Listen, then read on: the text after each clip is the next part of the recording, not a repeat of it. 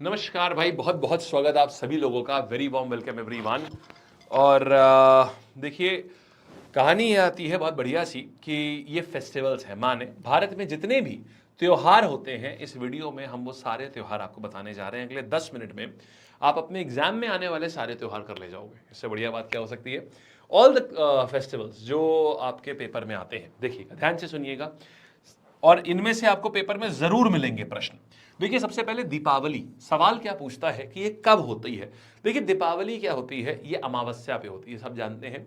ये कार्तिक महीने की अमावस्या होती है। कार्तिक महीना क्या है, हिंदू कैलेंडर जो होता है ना, जैसे जनवरी, फरवरी, मार्च, ये सब क्या है, ये सब अंग्रेजों के कैलेंडर हैं। ये हमारा जो कैलेंडर है वो उसमें होता है कार्तिक मास, इसी तरीके से उसमें होता है चैत्र मास, ऐसे करके होते हैं, चैत्र मास, श्रवण मास, देन आपका कार्तिक मास, ऐसे करके भद्रपद, ये सब होता है। तो इसी में कार्तिक के महीने पे अमावस्या होती है, ठीक है। इसको प्रकाश पर्व भी बोलते हैं। ये हम इसलिए मनाते हैं जब भगवान राम वनवास से वापस आए थे, उसको सेलिब्रेट करते हैं। होली जो होती है ये फागुन के महीने में होती है बच्चे, ऐसे याद रखो। होली पहले फूलों से खेलते ना, तो फासे फूल फासे फागुन, तो ये याद रखना, फागुन की ये पूर्णिमा में होती है। जैसे दिवाली होती है अमावस्या में, और देखो अमावस्या मतलब अंधेरा, दिवाली अंधेरे में होती है। होली सुबह सुबह होती है रोशनी में, तो समझ, बस ऐसे बोल दो, रोशनी कब होती है, पूर्णिमा में। तो ये फागुन महीने की पूर्णिमा में होती है। विजयदशमी माने दशहरा। बच्चे एक बात बताओ, अब ये क्या होता है, नवरात्र के, शारदीय नवरात्र, नवरात्र दो प्रकार के होते हैं। जैसे जो अभी चल रहे हैं वो चैत्र नवरात्र हैं। चैत्र नवरात्र क्या होता है, चैत्र महीना वो होता है जो हिंदू कैलेंडर का पहला महीना, जैसे जैसे जो क्रिश्चियन कैलेंडर है वो क्या होता है, जनवरी, तो ये न्यू ईयर उनका जनवरी से शुरू होता है। और हिंदू कैलेंडर के हिसाब से हमारा जो न्यू ईयर है वो कब से शुरू होता है, चैत्र के महीने से। तो चैत्र महीने का पहला महीना, हिंदू कैलेंडर का पहला महीना कहलाता है चैत्र महीना। और उसमें जो नवरात्र होते हैं उनको चैत्र नवरात्र बोलते हैं। और जो अक्टूबर के करीब नवरात्र आते हैं उनको शरदीय नवरात्र बोलते हैं। उसका जो 10वां दिन होता है उसको हम बोलते हैं दशहरा। ये हो गया। तो चैत्र नवरात्रि का हो गया आपका ये चैत्र नवरात्रि। तो चैत्र नवरात्रि मतलब जो अभी चल रही है अप्रैल में, माने हिंदू कैलेंडर का पहला महीना होता है चैत्र। और पहले महीने के जो पहले 9 दिन होते हैं उनको नवरात्रि बोला जाता है, ठीक है। नवरोज क्या होता है, ये एक पारसी त्योहार है। मतलब ईरान में पहले जो पारसी लोग हुआ करते थे, जैसे रतन टाटा है, स्मृति ईरानी, ये सब पारसी लोग हैं। मतलब पहले इनके वंशज ईरान में रहा करते थे। तो उनका न्यू ईयर होता है नवरोज, उनके न्यू ईयर को बोलते हैं, ठीक है। लोहड़ी क्या होता है बच्चे, लोहड़ी जो होता है सिख और हिंदू परिवारों का होता है। ये बेसिकली पंजाब साइड में है। जब रबी फसल पूरी पक के तैयार खड़ी होती है खेतों में, तब उसकी खुशी मनाते हैं कि अरे वाह, इतनी अच्छी खुशी, इतनी अच्छी फसल हुई है, इसके लिए इसको मनाया जाता है। तो 13 जनवरी जो रबी की फसल, देखो जनवरी के करीब एकदम बढ़िया पक के तैयार खड़ी होती है खूब अच्छी फसल हुई होती है, बस अब अपने फाइनल स्टेज पे होती है। तो रबी फसल के लिए इसको मनाया जाता है। और मकर संक्रांति के ठीक एक दिन पहले, मकर संक्रांति कब होती है, 14 तारीख को, उसके ठीक एक दिन पहले माने 13 तारीख को होगी। ईस्टर कब होता है, ईस्टर ईसाई पर्व है। यहां पर क्या होता है समझना, हुआ क्या था बच्चे, ईस्टर जो होता है वो गुड फ्राइडे के बाद वाला संडे उस पे होता है। अब इसकी कहानी भी बड़ी इंटरेस्टिंग है।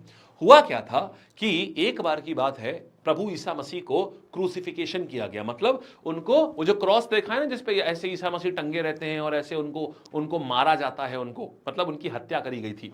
तो रोमन एम्पायर जो था वो बड़ा डर गया था ईसा मसीह से, क्योंकि सब लोग जो थे वो ईसा मसीह की पूजा करने लगे, सब लोग उनको मानने लगे। तो उनका वर्चस्व इतना बढ़ गया कि रोम के राजाओं को डर लगने लगा कि राजा से ज्यादा तो लोग ईसा मसीह को पूछ रहे हैं। तो उन्होंने उनके ऊपर देशद्रोह का करवा करके बोले ये तो भाई इनको सजा मिलेगी, और मृत्यु दंड दे दिया। तो फ्राइडे को क्या हुआ, फ्राइडे को, गुड फ्राइडे जो था उसको बोलते गुड फ्राइडे, हालांकि वो गुड नहीं है। तो उनको सजा दे दी गई, मतलब उनको मार दिया गया। और उनको जो है एक जगह पर उनको दफनाया गया। संडे का दिन था, फ्राइडे के बाद सैटरडे आया, संडे आया। संडे के दिन क्या हुआ मेरे भाई, कुछ महिलाएं उनकी ग्रेव पे गई, मतलब उनकी जहां पर उनकी कब्र थी वहां उनसे मिलने गई। मिलने का मतलब हाय हेलो करने नहीं, मतलब उनको फूल चढ़ाने। देखा तो कब्र का ढक्कन खुला हुआ था, ईसा मसीह गायब थे। तो उसी दिन माना गया कि इसी दिन ईसा मसीह दोबारा पैदा हुए। और उसके बाद से कई लोगों ने बोला कि हाँ उन्होंने ईसा मसीह को देखा, ईसा मसीह को देखा है। तो इसीलिए बोलते हैं ईसा मसीह दोबारा पैदा हुए थे, और इसीलिए उसको ईस्टर बोलते हैं, समझ गए। तो ईस्टर क्या होता है, गुड फ्राइडे के बाद का जो रविवार होता है, ईसा मसीह का पुनर्जन्म हुआ था। जो क्रिसमस होता है 25 दिसंबर, वो ईसा मसीह का जन्म हुआ। और जो ईस्टर है वो ईसा मसीह का मृत्यु के बाद जन्म हुआ, ये ठीक है। ईद उल फितर क्या होता है, देखो बच्चे, ईद उल फितर ये है, एक बड़ी अच्छी बात है कि आज जब मैं इस वीडियो को रिकॉर्ड कर रहा हूं, आज ईद उल फितर है। देखिए बच्चे, होता क्या है, ईद उल फित्र जो है, ईद जो होती है वो दो प्रकार की होती है, ईद उल फितर और ईद उल अधा।